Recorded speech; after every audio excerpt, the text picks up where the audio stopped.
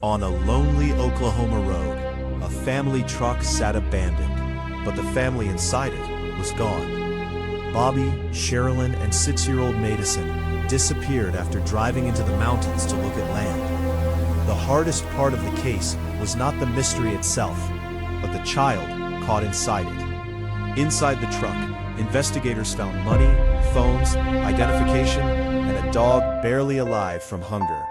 Maisie was still there, waiting in the silence, as if the family had stepped away forever. Nothing about the scene looked simple, and nothing inside the truck explained where they went. They had come looking for land, but the mountains seemed to keep its own version of the truth. Before the road, before the truck, there was a home where something already felt wrong. Home surveillance showed repeated trips to the vehicle, quiet movements that investigators would later study closely. A brown briefcase entered the truck before the family left, then vanished from the story completely. Somewhere between home and the mountains, ordinary travel became the beginning of a permanent disappearance. If the Jamisons planned to return, why did everything important stay locked inside their truck? When calls went unanswered, worry did not arrive all at once. It gathered hour by hour. A missing adult is frightening. A missing child turns every quiet room into evidence. The pickup was discovered on a remote road, far from the comfort of any easy answer. The doors held belongings, but not answers. Every object seemed abandoned in the middle of a sentence. People running away usually take identity, money, and phones. The Jamisons left those things behind. The cache raised one question investigators could not ignore. Why carry it, then leave it untouched? Maisie could not speak, but her condition suggested the truck had been sitting there for days.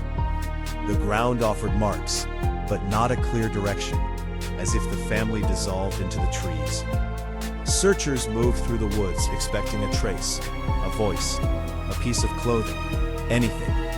The area near Red Oak was remote enough for secrets, but not empty enough for certainty. They were reportedly looking at land, but even that simple errand began to feel loaded. The last known direction was not toward chaos, but toward a plan nobody fully understood.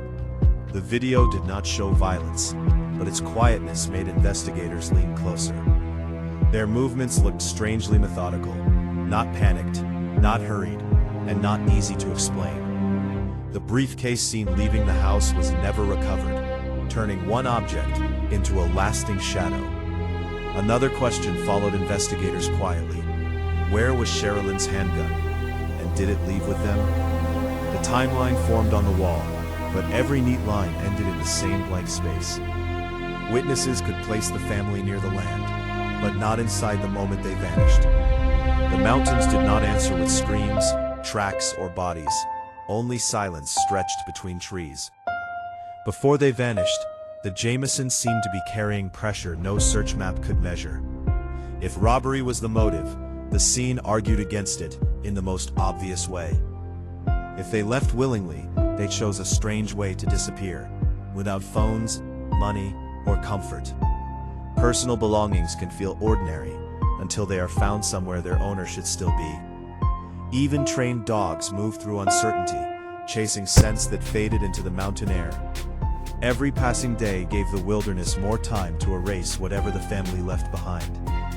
Phone records could measure contact, but not fear, intention, or what happened beyond signal range. A GPS can show roads taken, but it cannot explain why someone leaves the road behind. It looked like a family expected to return. The file grew heavier, but the answer stayed weightless, always just beyond the next page. When facts ran short, rumors filled the empty places, each one darker than the last. One theory pointed toward drugs, but theories are not proof, and proof remained painfully thin. Records suggested family conflict, but investigators still had to separate suspicion from evidence. Bobby's private conflicts became public clues, but none could explain the family's final steps.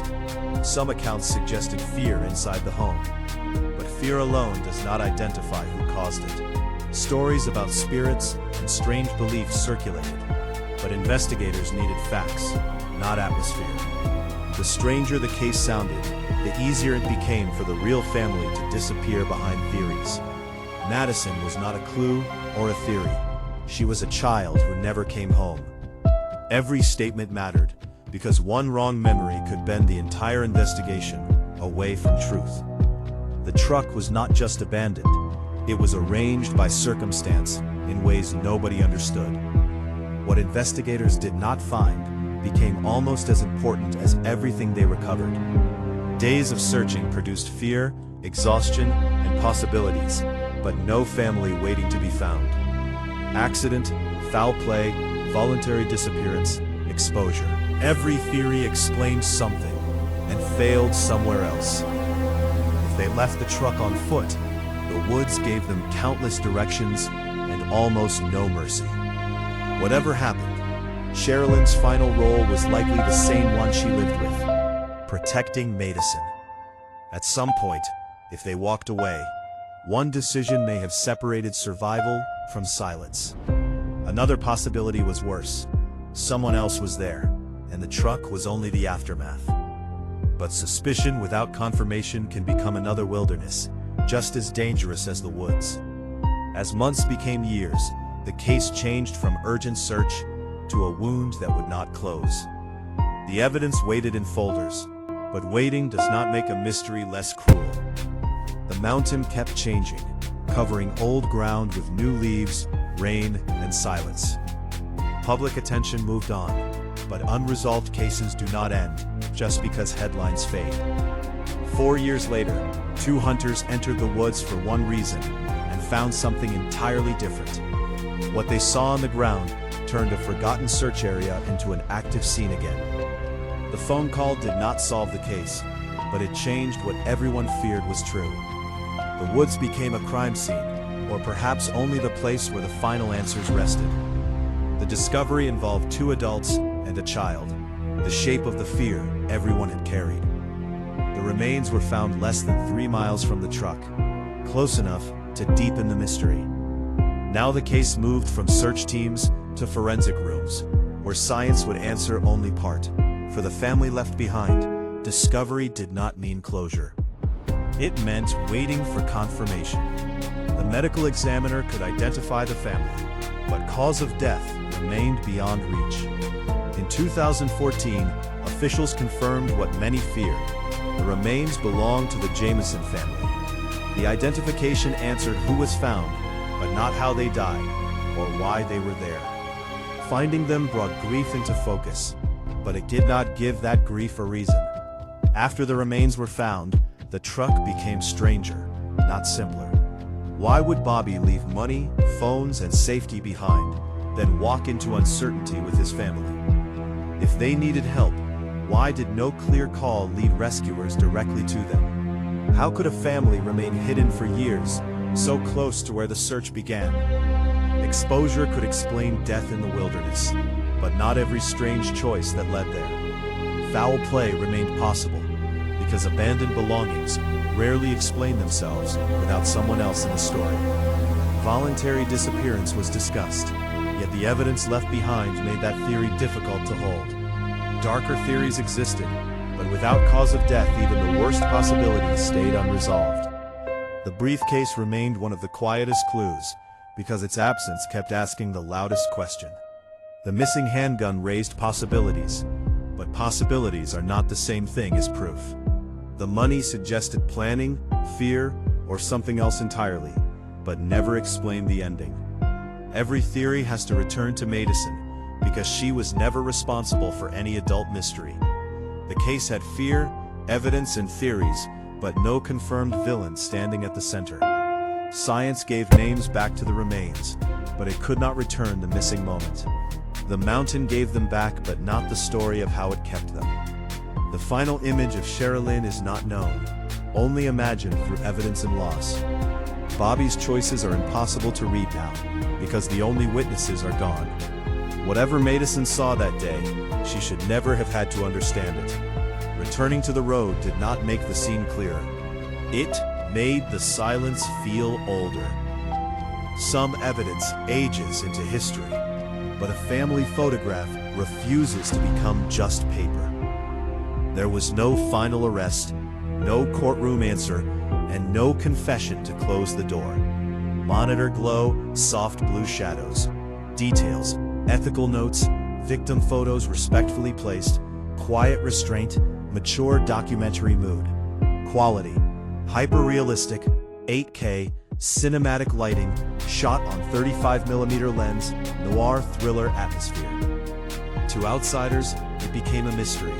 To loved ones, it remained a permanent absence. The timeline could be repeated in minutes, but the missing piece still refuses to move. 3 faces remain clearer than the evidence, because the evidence never learned how to speak. Evidence can preserve objects, but it cannot preserve the final conversation before everything changed. The last road can be reconstructed visually, but not emotionally, because motive stayed hidden. The moment they left the truck, if they did, remains the hinge of the entire case. Every imagined step into the woods carries the same question: were they leaving or being led? The responsible answer is uncomfortable. Many theories survive because none has defeated the others. They may have gone looking for a new beginning and found the place where everything ended. The scariest cases are not always the loudest. Some terrify because they stay unfinished. Years later, the road looks ordinary again, which somehow makes it feel more disturbing. The evidence forms a line, but the line breaks exactly where the truth should be. For the community, the Jamisons became a warning whispered whenever the mountains turned quiet. Say her name carefully. Madyson was 6 years old, and mystery should never erase that.